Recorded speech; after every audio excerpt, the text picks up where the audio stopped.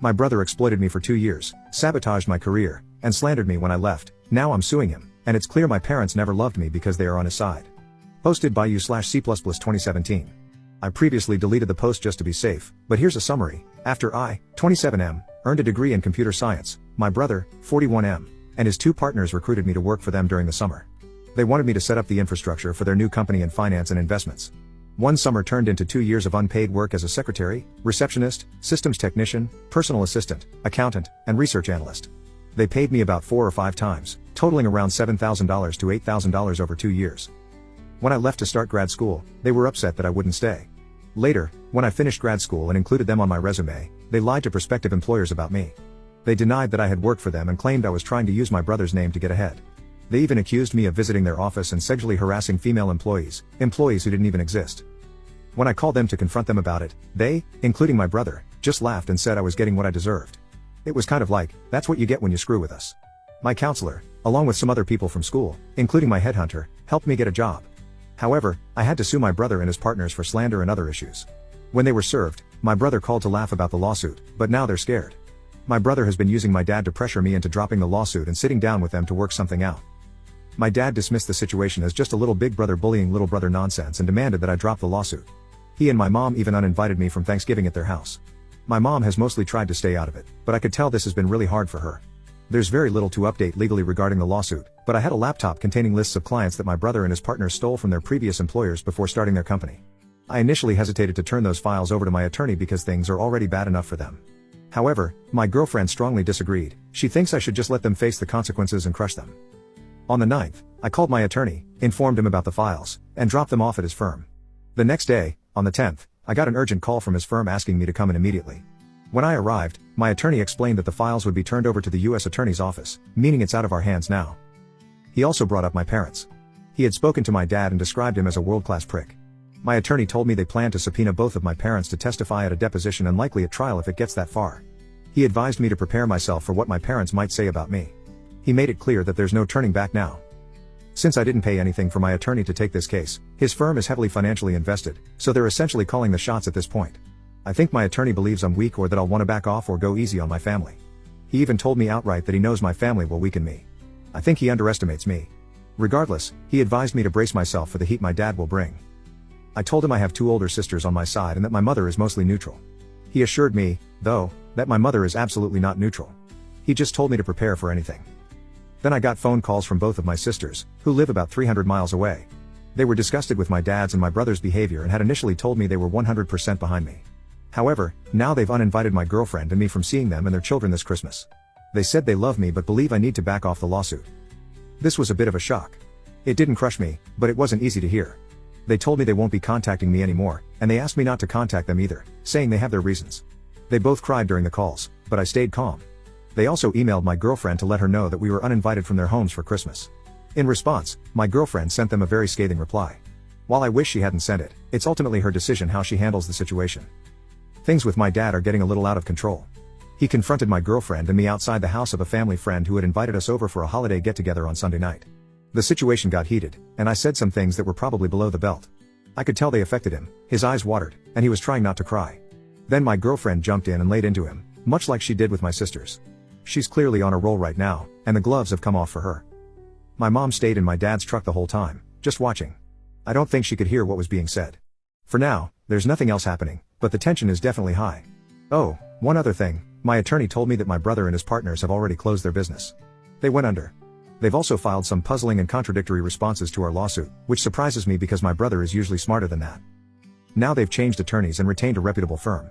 The first thing their new attorneys did was ask what it would take to settle. My attorney says their new lawyers are smart and know it will be a bloodbath if this goes to court. I guess I'll just have to wait and see how it plays out. Some of you have commented from experience that the blowback from legal battles like this can tear families apart for decades. I can already see how that happens, and it probably will. Edit. Some of you have asked why my sisters changed their minds. I now know that my dad helped both of them buy their houses, and they still owe him a lot of money for that. My best guess is that he used that, and possibly other things, to coerce them into taking his side. Update 4.5 months later. Okay, let me begin by saying that I am not the original poster, I am his girlfriend. We live together, and I read the update post. My boyfriend is moving on and wasn't going to post a final update, so I asked if I could, and he said yes. Things have wrapped up. They signed a settlement agreement, and now it's up to the judge to approve it. The judge won't do that for another 2 weeks, but apparently, it's a formality. It's a sure thing he'll approve it, or so the attorneys say. As for the settlement, I can't really disclose much, but I can say that it's close to what my boyfriend was suing for in terms of the monetary figure. They had transferred their houses to their wives' names, which are in the process of being sold to pay off the settlement. The settlement included a written apology and complete admission of guilt from all 3 of the defendants. They also have to write apology letters and retractions to all the employers that refused to hire my boyfriend based on their slander against him. I think there were 4 companies in total. All 3 of them had their licenses revoked and will never work as financial advisors again in any state, apparently. They will also face a criminal investigation due to some forged signatures on some of the deals they made, which will likely lead to convictions but probably no jail time, according to the experts. Financially, they are beyond ruined, which is what I thought they deserved the whole time. I know my boyfriend regrets this whole thing, and I understand that. It's still his family, and they were close at some point. I think he's better off without them anyway, but that's easy for me to say. His parents are totally a lost cause. I don't think there will be a reconciliation in this lifetime after what's happened. I thought my boyfriend would be open to one when the dust settled, but now I don't. During the mediation hearings, his mom and dad both testified. They both lied, but I knew his crooked dad would. I was shocked that the mother lied about there having been a verbal agreement that my boyfriend would work for his brother's company in exchange for room and board at the parents' house, and that the dad had also been paying him in cash for working. She claimed she witnessed my boyfriend refusing payment from his brother many times. She lied about a lot of other very hurtful things right there while my boyfriend sat and watched her. She never looked at him, not once. His dad never looked at him either, but at least he sat there the whole time after he testified to support his older son and his friends. His mother left the room crying after she testified.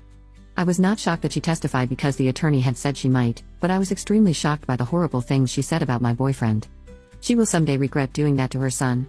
Such an awful, revolting, and repulsive thing she did. What she did to her youngest son is inexcusable. I was beyond utterly disgusted that she did that. She really has no clue how much damage she caused to her youngest son. I doubt he'll ever get over it, and I doubt he will ever want to see her again. Not to rant about the mother, but she lied and said disgusting things about her youngest son, and he's the only good son she has. He's the only one who doesn't owe his dad anything. He's the only one with compassion and high morals, the only one who constantly worried about her and kept in touch with her. She messed up in the most disgusting way. How could she do that? He was there for her more than her other 3 kids put together. All for a lawsuit that she had to know they were going to lose. Her testimony did nothing to help their case, nothing. She testified for absolutely no reason. We sent Christmas gifts to my boyfriend's sisters and their daughters, and we received thank you cards in return. They haven't contacted my boyfriend since, but I have received a couple of hello emails from one of them. She never mentions my boyfriend or the family problems, she just says hello and asks how I'm doing. I just respond by saying we are both good and hope they are all doing well.